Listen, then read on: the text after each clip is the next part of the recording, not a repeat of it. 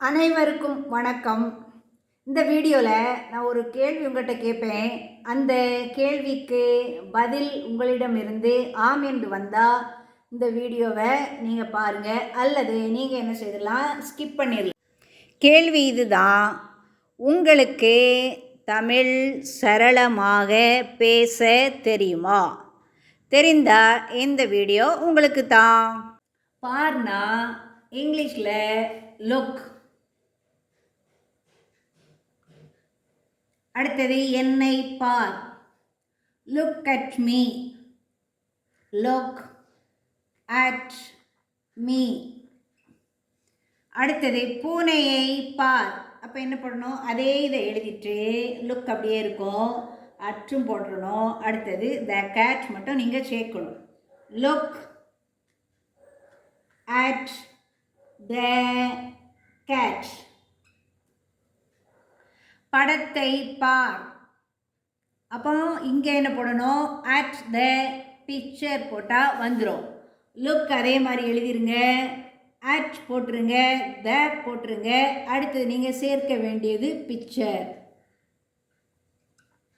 Look at the picture.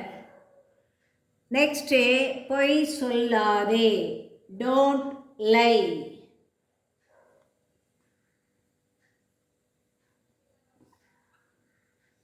Don't லை. இதையும் பார்க்கலாம், இதையும் பார்க்கலாம். see this also. see this also. இது என்னுடையதுதான், இது என்னுடையதுதான். அதுக்கு இங்கிலீஷில் நீங்கள் என்ன எழுதுவீங்கன்னா, it is mine only. it is mine only.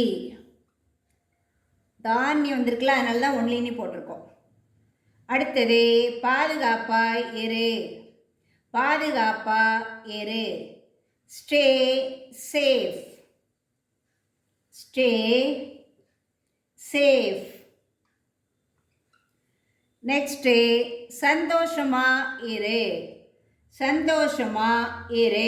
அதுக்கும் அதே மாதிரி ஸ்டே போட்டு இந்த சேஃப் போடுற இடத்துல நீங்கள் ஹாப்பி போட்டால் போதும். அப்போ எப்படி வருதுன்னா, ஸ்டே ஹாப்பி.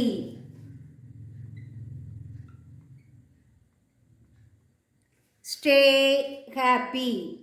நெக்ஸ்ட்டு எனக்கு ஒன்றும் தெரியாது அப்படின்னா, எனக்கு ஐ போட்டுருவீங்க. I know nothing. இதை இன்னொரு விதத்துலேயும் சொல்லலாம், ஐ டோன்ட் நோ எனிதிங்னு சொல்லலாம். இது உங்களுக்கு ஈஸியாக இருக்கும். I know nothing. எனக்கு எல்லாம் தெரியும். சில சமயங்களில் நம்ம கெத்தாக சொல்லுவோம்ல, எனக்கு எல்லாம் தெரியும் நீ. அதுக்கு இங்கிலீஷில் என்ன சொல்வீங்கன்னா, I know everything. I know everything. Everything. அடுத்தது அவனுக்கு ஒன்றும் தெரியாது, அவனுக்கு ஒன்றும் தெரியாது அப்படி சொல்லுவோம்ல, அதுக்கு இங்கிலீஷில் அவன் என்ன, ஹீ போட்டுருவீங்க. இப்போது தெரியுங்கிறதுக்கு இங்கிலீஷில் என்ன போடணும், நோனி தான் போடுவீங்க. ஆனால் ஹீ வந்தால் எஸ் போட்டுக்கணும். ஐக்கு எஸ் போடலை, ஹீக்கு போடணும். He knows nothing.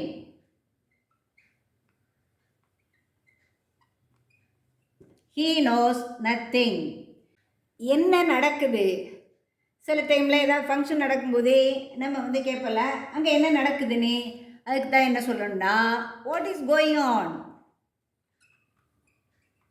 What is going on போட்டு இதில் கொஸ்டின் மார்க் போட்டுக்கணும். இது எனக்கு சந்தோஷம், இது எனக்கு சந்தோஷம். It is my pleasure. It is my pleasure. இது எனக்கு சந்தோஷம். அப்புறம் பார்க்கலாம். அப்புறம்னா லேட்டர். அப்போ பார்க்கலான்னா சி. அப்போ என்ன எழுதுவீங்க? See later.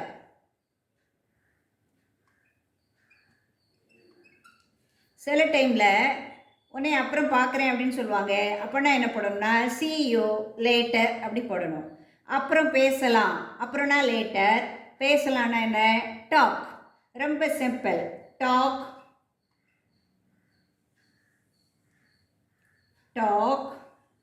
லேட்டர்.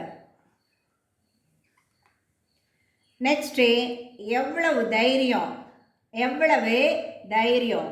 ஹவு. தைரியத்துக்கு இங்கிலீஷில் டேர். ஹவு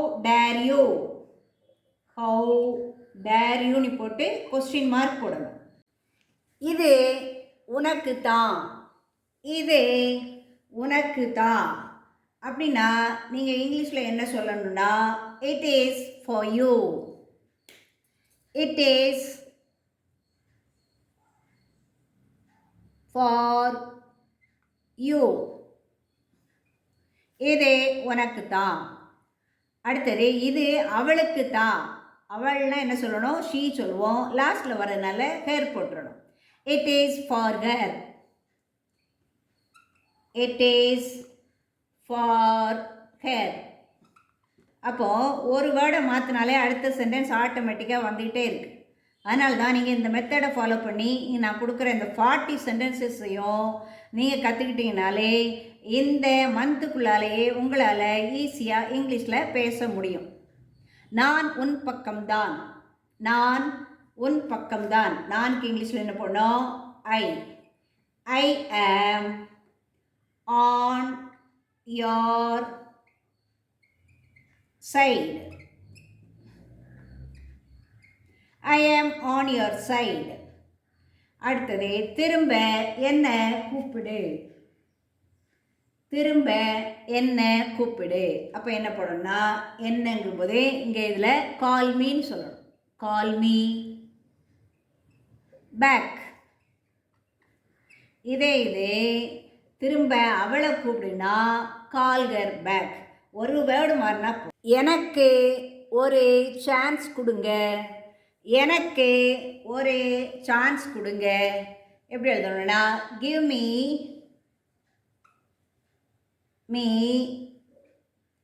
a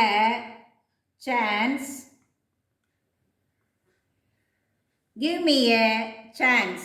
எனக்கு ஒரு சான்ஸ் கொடுங்க. அவன் ரொம்ப பிஸி. he is ரொம்பனா வெரி.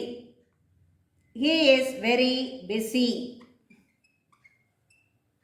அடுத்தது வேகமாக செய்யு. do it fast.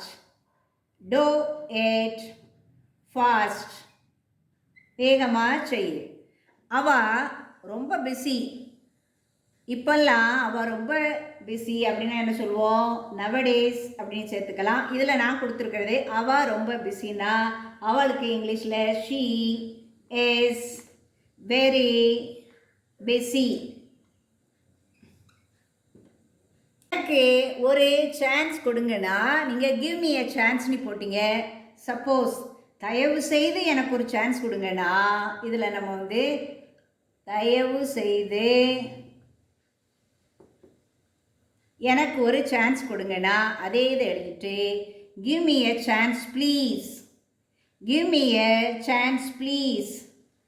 அப்போது ஒன்று தெரிஞ்சால் அடுத்ததில் ஒரு சின்ன வேர்டை சேர்த்தாலே அடுத்த சொஃபிஸ்டிகேட்டட் ரீஃபைன்டு இங்கிலீஷ் சென்டென்ஸ் கிடச்சிருது. அதனால தான் நான் என்ன சொல்வேன்னா இங்கிலீஷ் படிக்கிறது பேசுகிறது தமிழை பார்க்கிலும் ரொம்ப ஈஸின்னு நான் சொல்வேன். அடுத்த இது நான் தூங்கணும். அதுக்கு இங்கிலீஷில் என்ன எழுதுவீங்க? ஐ வாண்ட் டு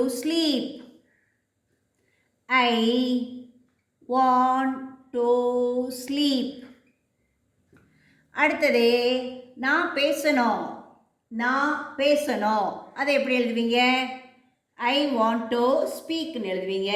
சப்போஸ் நான் சாப்பிடணும், நான் சாப்பிடணும், பீடணும், அப்போ என்ன எழுதுவீங்க? I want to eat. I want to eat. நான் வரையணும், நான் விளையாடணும், அதுக்கெல்லாம் இதே மாதிரி வாண்ட் டு போட்டு அந்த வேர்பை மட்டும் நீங்கள் மாற்றினீங்கன்னா சென்டென்ஸ் இஸ் ரெடி. அங்கே யாரு, அங்கே யாரு அப்படி கேட்பல, அதுக்கு நீங்கள் என்ன எழுதணும்னா who is there. Who is there. உடனே பதில் என்ன வருது? யாரும் வரல, யாரும் வரல. Nobody came. யாரும் வரலனா நோபடி கேம், அல்லனா நோ ஒன் கேமும் போடலாம் நீங்கள். அவனோட போ, அவனோட போ, போனா இங்கிலீஷில் கோ. அவனோட அப்படின்னா வித், கோ வித் ஹிம். லாஸ்டில் வரும்போது ஹி வந்து ஹிம்மா எழுதணும். அடுத்தது அவனோட சாப்பிடு. சாப்பிடுக்கு இங்கிலீஷில் என்ன? ஈட். Eat with him. அவனோட சாப்பிடு. அவளோட விளையாடு. விளையாடுறதுக்கு இங்கிலீஷில் என்ன? ப்ளே. Play with her. இப்போ அவளோட விளையாடுனா ப்ளே வித் ஹர்னு சொல்கிறீங்க. அவளோட விளையாடாதன்னு சொல்லணும்ல, அதுக்கு என்ன இங்கிலீஷ் சொல்லணும்? Don't play with her. இவ்வளவு தான் இங்கிலீஷு. அப்பாவோட போ, அப்பாவோட போ, போக்கு இங்கிலீஷில் கோ. அப்போ என்ன எழுதுவீங்க? Go with your father. உங்கள் அப்பா கூட போ. அவளோட பேசு. இங்கே என்ன எழுதணும்னா பேசுக்கு வந்து டாக். அப்போ இங்கே வந்து டாக் வித் ஹர்னு வராது, டாக் டு ஹர். இதில் மட்டும் கொஞ்சம் வித்தியாசமாக வரும். டாக்னா பேசு, அடுத்தது அவளோட, அதனால் இங்கே வந்து டூ தான் போடணும். Talk to her. Talk with her வராது. அவள் ரொம்ப பேசுவா. அவன் ரொம்ப பேசுவான். அவனோ அவளோ நீங்கள் என்னது அதுக்கு அந்த மாதிரி போட்டுக்கோங்க. இங்கே நான் அவன் போட்டிருக்கேன். அவன் ஹீ பேசுவான். Speaks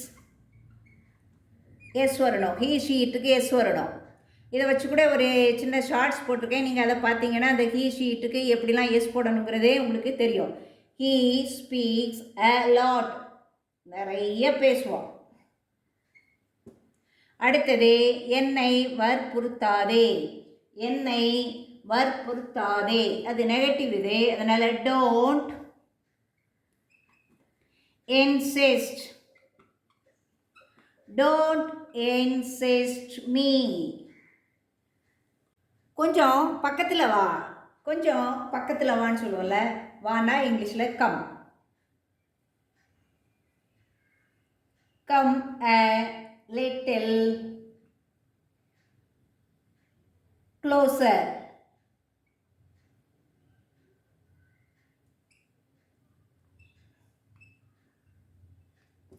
come a little closer. இது உன் வேலை கிடையாது. இது உன் வேலை கிடையாது. It is not your work. It is not your work. அடுத்தது ரொம்ப குளிராக இருக்குது, ரொம்ப குளிராக இருக்குது. இப்போ வந்து மார்கழி மாதம் எல்லாருக்குமே தெரியும், ரொம்ப குளிராக தான் இருக்குது. என்ன சொல்வீங்க? இட் இஸ் ரொம்ப very. It is very gold. இந்த சம்மரில் என்ன சொல்லணும்? இட் இஸ் வெரி ஹாட்னு சொல்லணும். அவ்வளோதான். கண்டுபிடித்து கொண்டு வா. இது மாதிரி நிறைய வேர்ட்ஸுக்கு நீங்கள் ஆன்சர் கண்டுபிடிச்சி கமெண்ட்ஸில் நீங்கள் போடணும். அதுக்கு என்ன சொல்லணும்னா கண்டுபிடி. கண்டுன்னா என்ன அர்த்தம்? ஃபைண்ட். அடுத்ததே கொண்டு வரணும். அதுக்கு இங்கிலீஷில் என்ன சொல்வீங்க? bring. find and bring.